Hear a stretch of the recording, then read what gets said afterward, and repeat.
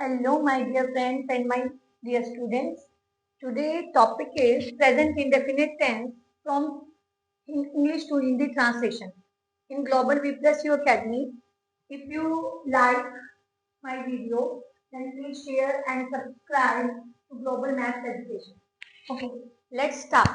तो सबसे पहले हम इसका रूल डिस्कस कर लेते हैं. हर टाइप के सेंटेंसेस में आपको 3 टाइप मिलेंगे.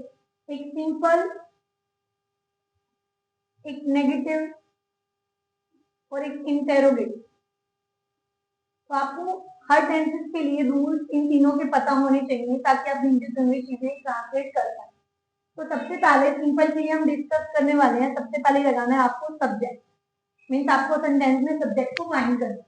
फिर आपको लगानी है वर्ब, और इसमें लगती है वर्ब की फर्स्ट फॉर्म, और इसमें एडिशन होता है SOCH का विद सिंगुलर सब्जेक्ट. जो SODS लगता है, अगर हमारा सब्जेक्ट सिंगुलर होगा तो हम वर्ब की फर्स्ट फॉर्म के साथ लगाने वाले हैं SODS, और लास्ट में हमारा लगता है ऑब्जेक्ट. इसमें मेन चीज लर्न करने वाली क्या है कि इसमें हेल्पिंग वर्ब नहीं लगती. कुछ बच्चे इसमें हेल्पिंग वर्ब ऐड कर देते हैं, तो हमें इसमें हेल्पिंग वर्ब नहीं लगती. नेगेटिव के लिए रूल रहेगा subject plus helping verb plus इसमें नोट ऐड हो जाएगा प्लस वर्ब की फर्स्ट फॉर्म प्लस ऑब्जेक्ट. तो इसमें आपको याद रखना है कि जो हेल्पिंग वर्ब है वो लगती है डू और डज. जो डू लगता है वो प्लूरल के साथ लगता है, मीन्स जिसमें मैनी सब्जेक्ट हो, और डज लगता है सिंगुलर के साथ, मतलब जिसमें वन सब्जेक्ट.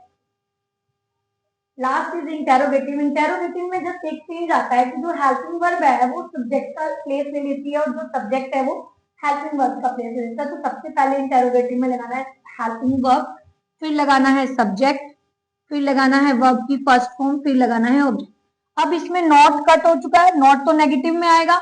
इसमें वर्ब की फर्स्ट फॉर्म के साथ SODS है, और किसी में नहीं है. आपको बस ये रूल्स एक बार रिवाइज लाने हैं. अगर आपको ट्रांसलेशन सीखना है तो आप इसको अच्छे ढंग से ट्रांसलेट कर पाएंगे. तो अब हम ट्रांसलेशन सीखते हैं. तो अब हम ट्रांसलेशन सीखेंगे. तो जैसा कि आपको दिख रहा है कि मैंने पहला सेंटेंस, सेकंड सेंटेंस और थर्ड सेंटेंस तीनों में ही टाइप डाल दिए हैं, सिंपल, नेगेटिव एंड इंटेरोगेटिव. जो सिंपल होगा उसमें लिखा होगा लाइक वह खाना खाता है.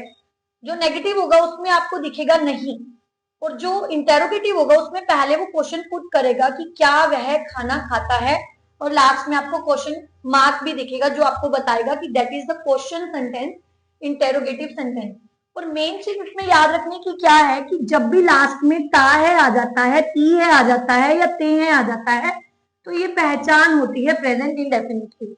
तो जैसे हमें ये दिखेगा तो हम कौन सा लगाएंगे, प्रेजेंट इंडेफिनिट लगाएंगे, जो भी हमने रूल्स लर्न किए. तो आई होप आप सबने रूल्स लर्न कर लिए होंगे. तो अब हम रूल्स अप्लाई करेंगे. तो सबसे पहला हमारा रूल था सब्जेक्ट प्लस वर्ब की first form SOES plus object. तो सबसे पहले ढूंढना है सब्जेक्ट. वह खाना खाता है. इसमें खाना कौन खा रहा है, इसमें खाना खा रहा है वह. तो सबसे पहले हम लिखने वाले हैं वह को. वह की इंग्लिश होती है ही. ओके, हमारा फर्स्ट स्टेप खत्म हुआ. फिर हम लगाएंगे वर्ब की फर्स्ट फॉर्म SOES, चॉइस रहेगी. देखेंगे सब्जेक्ट हमारा सिंगुलर है या प्लूरल. तो सब्जेक्ट हमने देखा कि सब्जेक्ट तो सिंगुलर है, तो हमें SOES लगाना है. तो अब वर्ब ढूंढनी है. वर्ब खाना है या खाता है.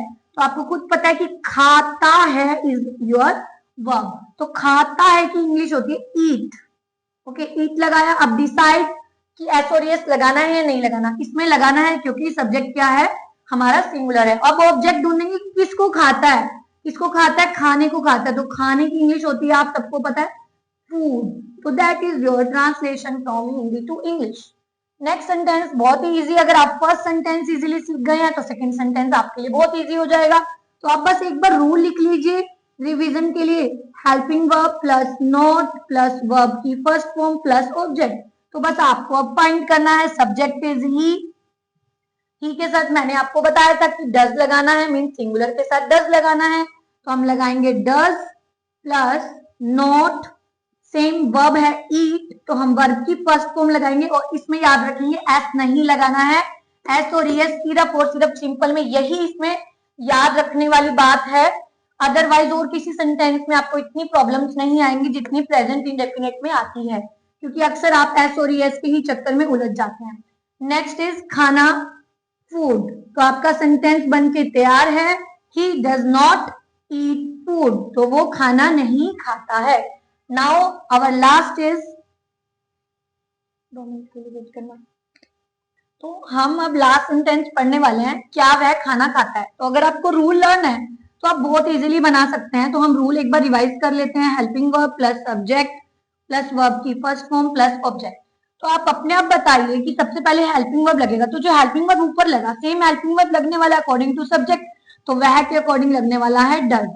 फिर लगाना है सब्जेक्ट, सब्जेक्ट इज योर वह, ही, सेम खाता, खाता की लगेगी ईट, और उसके बाद लगेगा फूड। और लास्ट में क्वेश्चन मार्क लगाना मत भूलेगा, because this is your question कि क्या वह खाना खाता है। तो आप क्या बोलेंगे, डज ही ईट फूड। तो आप लास्ट में एक अपना प्रोनाउंसिएशन भी लाएंगे, आप ऐसे नहीं बोलेंगे does he eat food, no, this is your question, so you will say in pronunciation does he eat food, कि आप क्वेश्चन पुट कर रहे हैं, तो वहां आपका क्वेश्चन दिखना भी, सुनना भी चाहिए सामने वाले को।